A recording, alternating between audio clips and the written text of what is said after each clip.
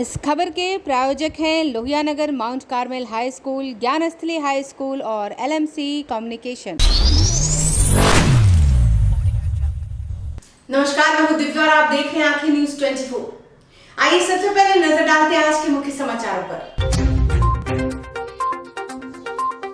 प्रभु यीशु के जन्मदिन के अवसर पर क्रिसमस देश भर में धूमधाम से मनाया जा रहा है। पटना में भी क्रिसमस की धूम।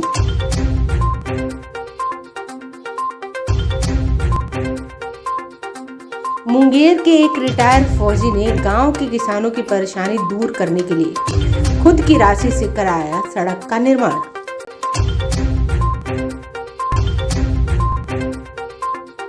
सुरक्षा के मद्देनजर ककोलत जलप्रपात में सैलानियों की आवाजाही पर लगाई गई रोक।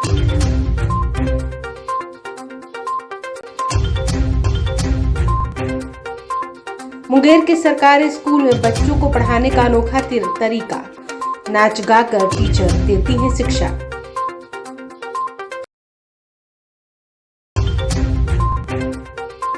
और नवादा जिला प्राधिकार की ओर से दिव्यांगों को ट्राई साइकिल किया गया वितरित।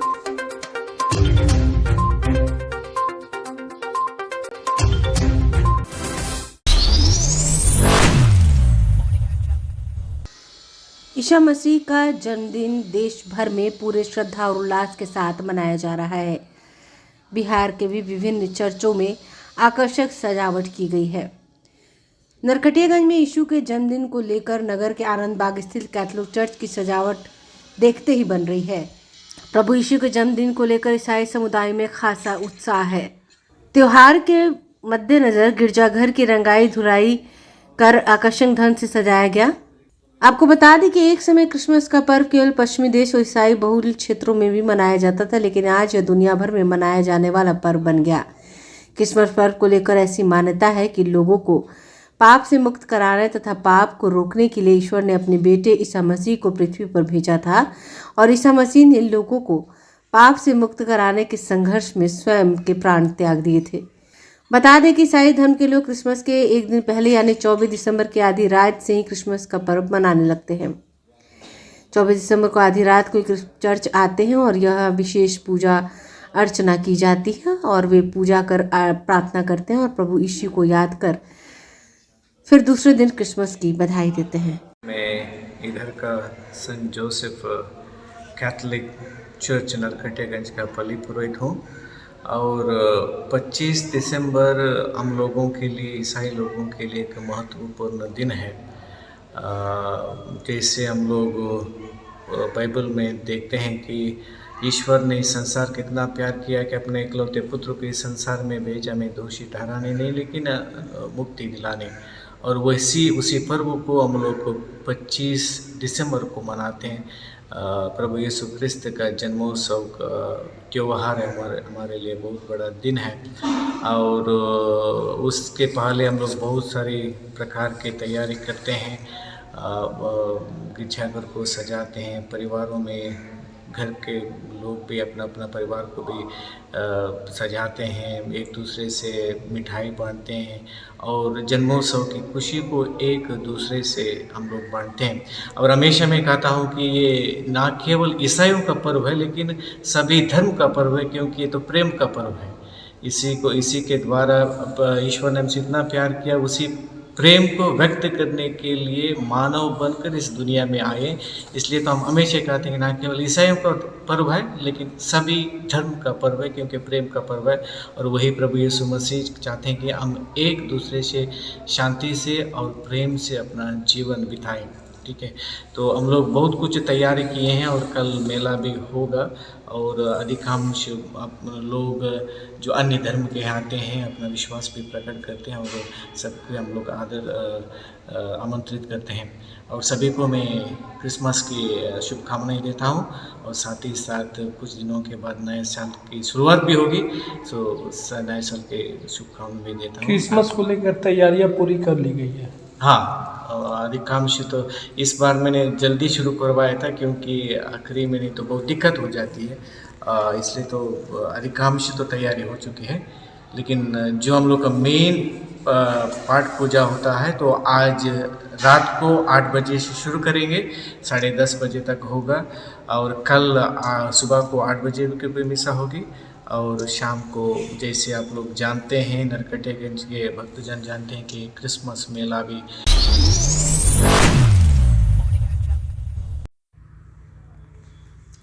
रिटायर्ड फौजी भरत मंडल पूर्व में आर्मी के जवान, वर्तमान में समाज सेवी और किसानी।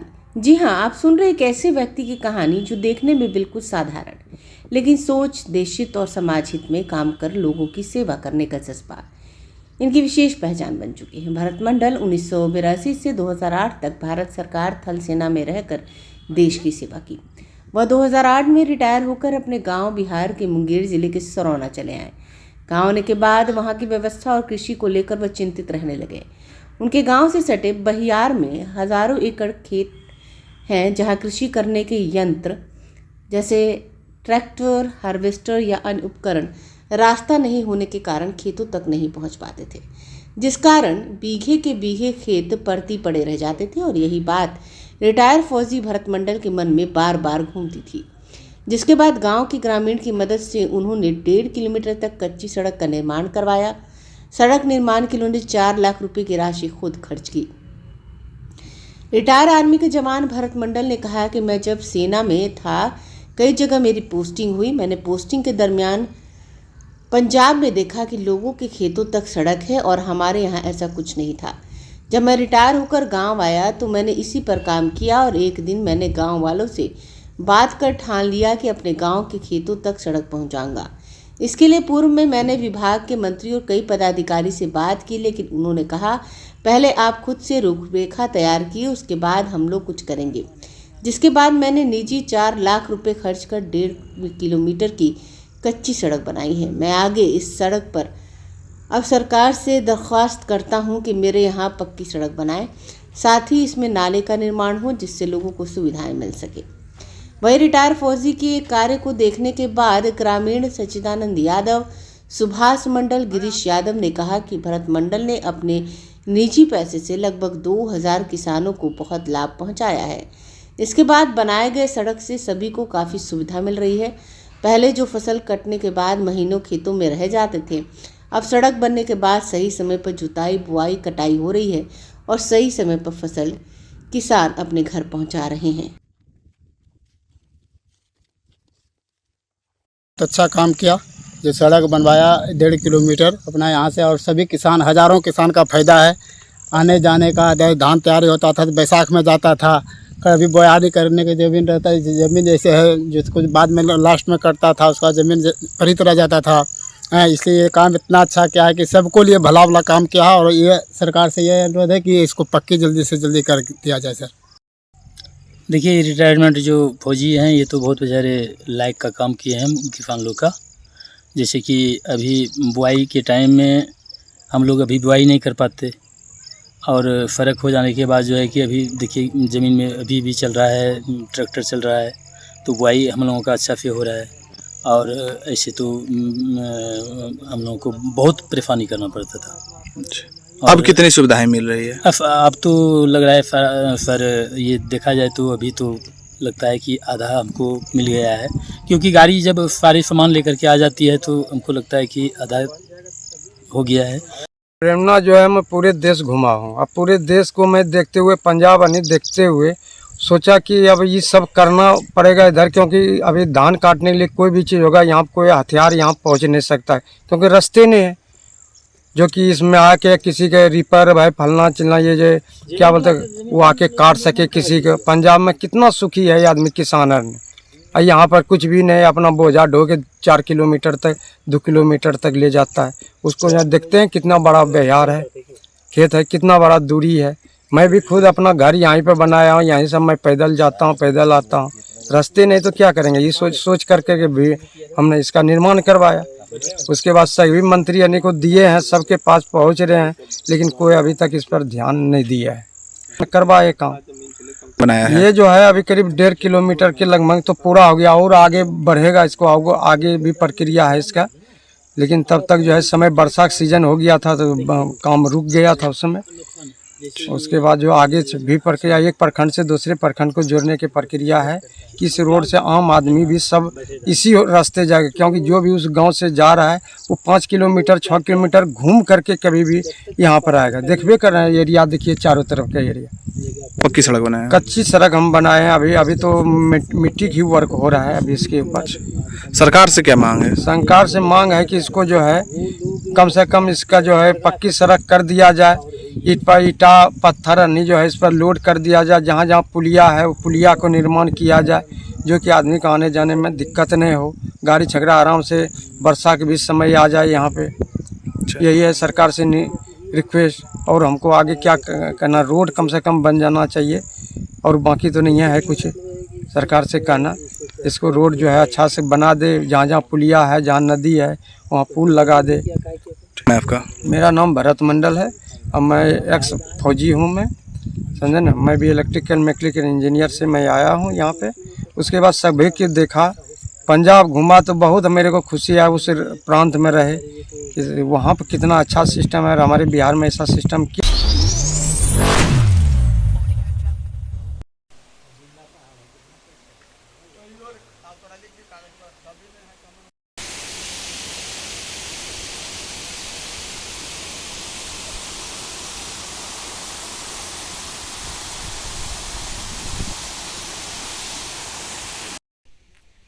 नवादा के गोविंदपुर पहाड़ियों में अवस्थित बिहार की प्रसिद्ध ककोलत जलप्रपात के समीप सैलानियों की आवाजाही पर अगले आदेश तक के लिए रोक लगा दी गई है। नवादा के वन प्रमंडल पदाधिकारी संजीव रंजन ने बताया कि बरसात में आई बाढ़ के कारण कई चट्टान खिसक गए हैं, इसके चलते उसे गिरने की आशंका बनी हुई है। इस लिहाज से रोक लगाई गई है। उन्होंने बताया कि ककोलत के विकास के लिए सरकार को प्रपोजल भेजा गया है, उसकी अनुमति के बाद निर्माण कराया जाएगा। इसके बाद सैलानियों के लिए आवाजाही शुरू कर दी जाएगी। ककोलत जलप्रपात को हम लोग जब बाढ़ आया यहाँ तब से इसे बंद कर दिया गया है। इसका मुख्य कारण है कि पहाड़ का टूट के गिर जाना। तो ये देखा गया है कि अभी भी बहुत सारे ऐसे ढीले पत्थर हैं जो कभी भी गिर सकते हैं। तो सुरक्षा के मद्देनज़र इसे बंद रखा जा रहा है। इसमें कार्य कराया जाएगा जिससे पत्थरों का गिरना बंद हो सके। उसके लिए प्रस्ताव सरकार के पास समर्पित है। तो जैसे स्वीकृति आती है उसके 3 से 4 महीने के अंदर कार्य को पूर्ण करके इसे फिर से पर्यटकों के लिए खोल दिया जाएगा। ये सर कब तक बैरियर खुलने की संभावना बताई जा रही है? जब तक कार्य संपन्न नहीं होता है खोलना ठीक नहीं होगा, क्योंकि कभी भी कोई भी हादसा घट सकता है। आप यहाँ देख सकते हैं, ये पीछे कुंड के ऊपर में भी देखिए एक दरार बड़ा सा है, वो कभी भी गिर सकता है।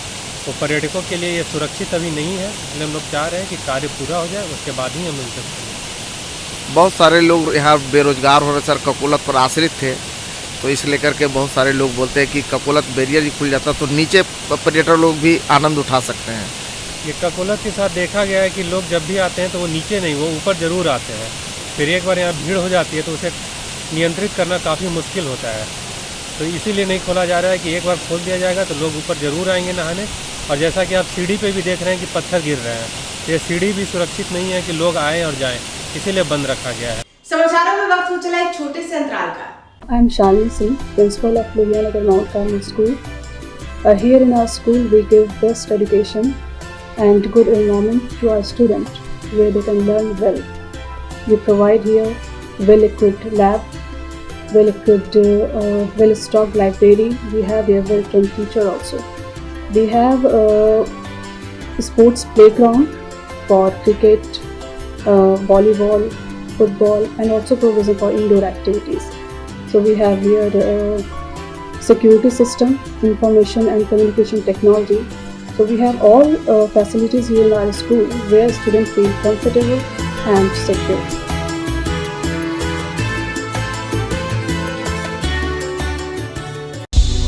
क्या आप पत्रकारिता के क्षेत्र में अपना कैरियर बनाना चाहते हैं? तो आज ही royal Ashoka institute of mass communication and journalism में अपनी जगह सुनिश्चित करें। आर्यभट्ट ज्ञान विश्वविद्यालय पटना से मान्यता प्राप्त 100% प्लेसमेंट के साथ royal Ashoka institute of mass communication and journalism नामांकन जारी है। हमारा पता है DS/16 गायत्री मंदिर के समीप कंकड़ बाग पटना 8,20,000। आप हमें संपर्क भी कर सकते हैं। हमारा मोबाइल नंबर है 99 55456126। ब्रेक के बाद आपका फिर से स्वागत है।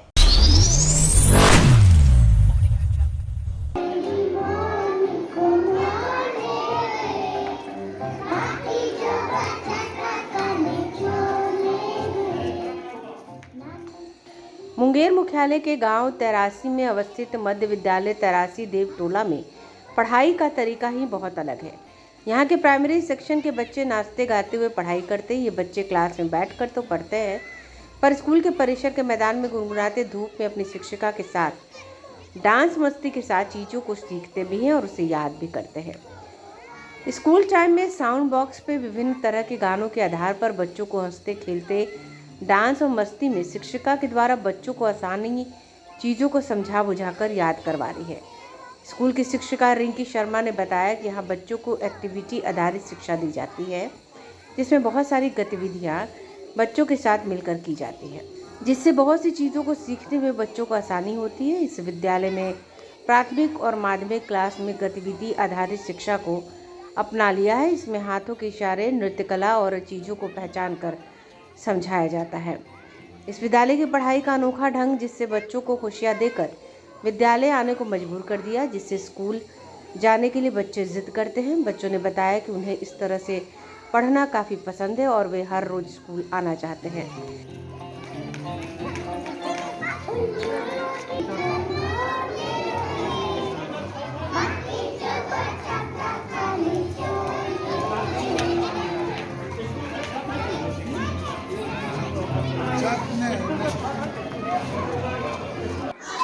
खेलते थे और क्या करते हैं?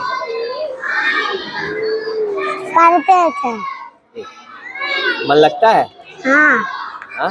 हाँ। कौन पढ़ा रही थी? ये जो आपको पढ़ा रही थी कौन पढ़ा रही थी? ABCD। अच्छा, तो कौन मैडम पढ़ा रही थी? रिंकी मैम। रिंकी मैम बढ़िया से पढ़ाती है? हाँ। मन लगता है पढ़ने में? हाँ सर। पहले स्कूल आने में मन लगता था? हाँ सर। हाँ? अब कैसा लग रहा है बेटा? अब मन लगता है स्कूल आने में? हाँ। रोज आएंगे स्कूल? हाँ सर। अच्छा, खेलेंगे भी? हाँ सर। ऐसा खेल होना चाहिए। हाँ सर। क्या नाम हुआ? परी कुमारी।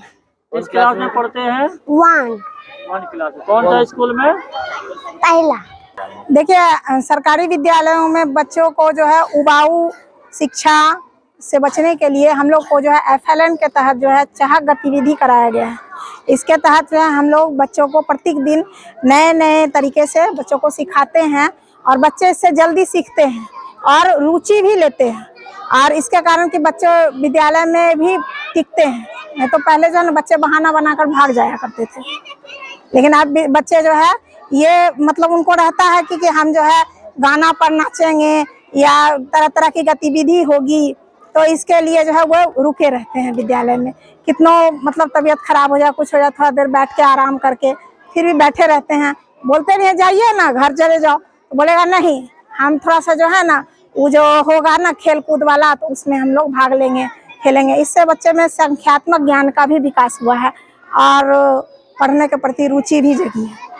बच्चों की संख्या भी बढ़ी होगी? जी हाँ बिल्कुल। और बच्चे तो मतलब खेल कूद से ही ज्यादा सीखते हैं। पढ़ाई किताबों से तो उनको बोझा लगता है और खेल कूद से ही वो ज्यादा सीखते हैं। अभी जो ये राइम कराया गया, किस क्लास के बच्चे हैं? ये पहला दूसरा है, पहला और दूसरा क्लास का बच्चा का। इस गतिविधि को पहले धीरे धीरे करवा रहे थे, कुछ बच्चे थे, धीरे धीरे देखे नहीं सभी बच्चे जो है इसमें इन्वॉल्व होने लग गए कि नहीं हम भी करेंगे, हम भी करेंगे। यहाँ तक कि ये पहला दूसरा तीसरा का ही है, लेकिन चौथा पांचवा का बच्चा भी जो है ना कभी कभी इसमें इन्वॉल्व होने के लिए उत्सुक होता है, जिज्ञासु होता है कि हम भी इसमें जो है खेलेंगे, करेंगे, सीखेंगे। तो मूलतः ये 1 से लेकर 3 तक के लिए ही है।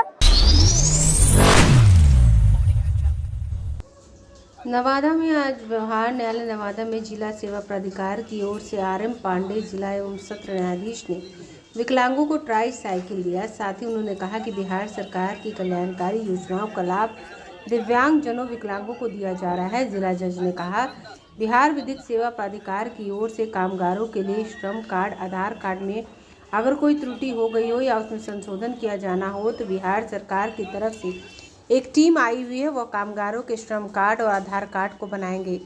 जिला सत्र न्यायाधीश ने कहा कि दिव्यांगों और विकलांगों को ट्राई साइकिल के साथ हेलमेट भी दिया गया है।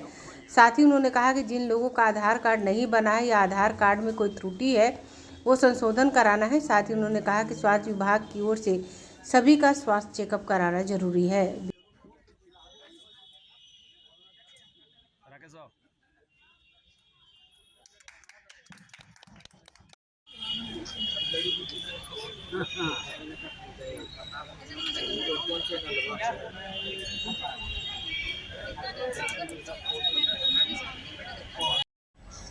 आज बिहार राज्य विधिक सेवा प्राधिकार के निर्देश के आलोक में जिला विधिक सेवा प्राधिकार नवादा की ओर से कामगारों के लिए ई श्रम कार्ड, आधार कार्ड, सभी सामान्य लोगों के लिए, सब जितने भी ज़रूरतमंद हैं उनका आधार कार्ड, नया आधार कार्ड बनाना, आधार कार्ड में कोई संशोधन हो उसको करने के लिए एक टीम आई हुई है। और विकलांगों के लिए एक कार्यक्रम दिव्यांगजन के लिए आयोजित किया गया है, जिसमें आज मोटरेबल साइकिल उन लोगों को दी गई है, ऑटोमेटिक, जो बैटरी से चलेगी और प्रदूषण रहित है, सेफ है। इन लोगों को हेलमेट भी दिया गया है। और सभी जितने भी यहाँ आए हुए हैं लाभार्थी, उनके स्वास्थ्य की जांच भी हो रही है, उसके लिए एक टीम स्वास्थ्य विभाग से आई हुई है। ये प्रयास है कि सब लोग सरकार की कल्याणकारी योजनाओं के बारे में जानें और जिला विधिक सेवा प्राधिकार के माध्यम से उन सभी कार्यक्रमों से जुड़ें, जिससे कि उनको सरकार की सभी कल्याणकारी योजनाओं का भरपूर फायदा मिल सके। यह प्रयास जिला विधिक सेवा प्राधिकार नवादा की ओर से किया जाए। आइए एक बार फिर नजर डालते हैं आज के मुख्य समाचारों पर। प्रभु यीशु के जन्मदिन के अवसर पर क्रिसमस देश भर में धूमधाम से मनाया जा रहा है। पटना में भी क्रिसमस की धूम।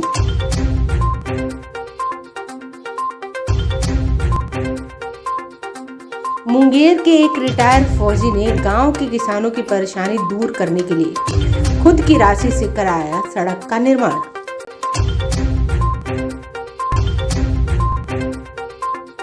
सुरक्षा के मद्देनजर ककोलत जलप्रपात में सैलानियों की आवाजाही पर लगाई गई रोक।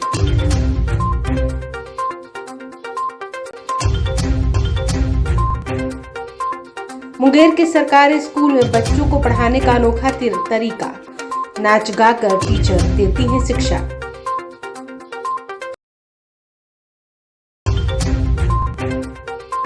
और नवादा जिला प्राधिकार की ओर से दिव्यांगों को ट्राई साइकिल किया गया वितरित।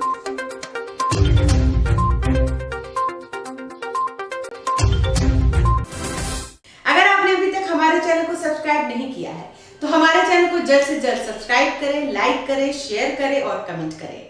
बाकी खबरों के लिए देखते रहिए आंखें न्यूज़ 24, नजर हर खबर पर।